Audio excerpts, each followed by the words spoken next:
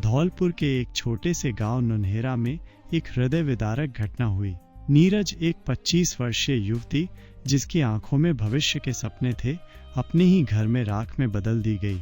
इस दुखद कहानी की शुरुआत 4 साल पहले 2021 में नीरज और कमल किशोर के विवाह से हुई थी। आगरा के खेरागढ़ तहसील के घुसियाना गांव की नीरज नुनहेरा के कमल किशोर के साथ ब्याही गई थी। शुरुआती कुछ महीने अच्छे बीते, लेकिन जल्द ही कमल का असली चेहरा सामने आ गया। कमल शादी के कुछ समय बाद से ही कम दहेज लाने के ताने देने लगा। नीरज को अक्सर मायके से पैसे लाने के लिए प्रताड़ित करता था। ये सिलसिला बढ़ता ही गया और नीरज की जिंदगी नरक बन गई। कई बार नीरज ने अपने माता पिता को अपनी परेशानी बताई, लेकिन हर बार कमल अपनी बातों से उन्हें गुमराह कर देता, माफी मांगता और भविष्य में ऐसा न करने का वादा करता।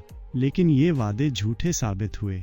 बीते 4-5 दिनों से कमल लगातार नीरज को उसके घर से पैसे लाने के लिए दबाव बना रहा था। हत्या से एक दिन पहले भी रात में दोनों के बीच जमकर झगड़ा हुआ था। सुबह भी मकान बनाने के लिए पैसे लाने को लेकर दोनों में फिर से बहस हुई।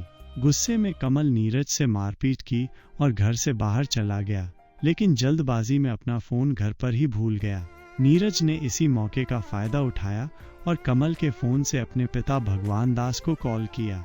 रोते हुए उसने कहा, मुझे यहाँ से ले जाओ, मेरा पति मुझे जान से मार देगा।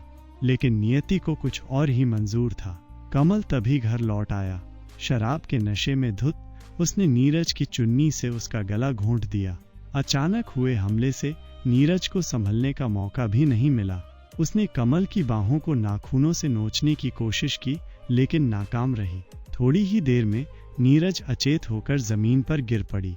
उसकी नाक से खून बह रहा था। उस वक्त घर में उनके 2 मासूम बच्चे, 2 साल का लोकेश और 6 महीने का उदयवीर भी थे।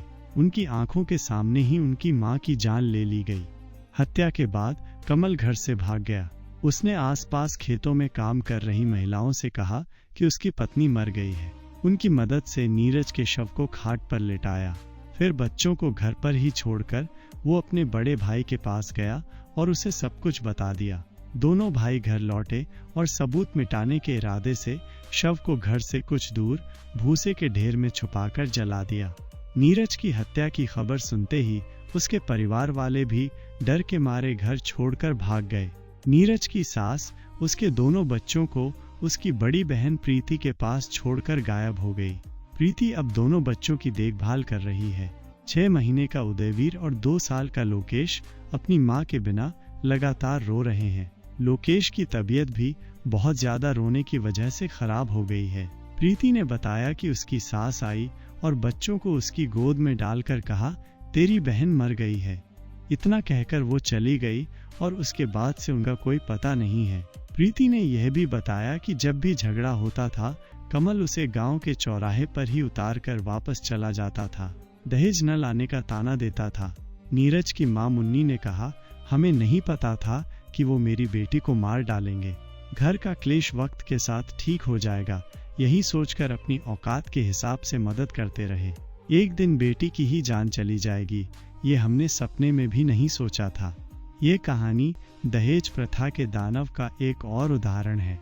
एक और मासूम जान दहेज की भेंट चढ़ गई। कब रुकेगा ये सिलसिला? कब समाज इस कुप्रथा से मुक्त होगा?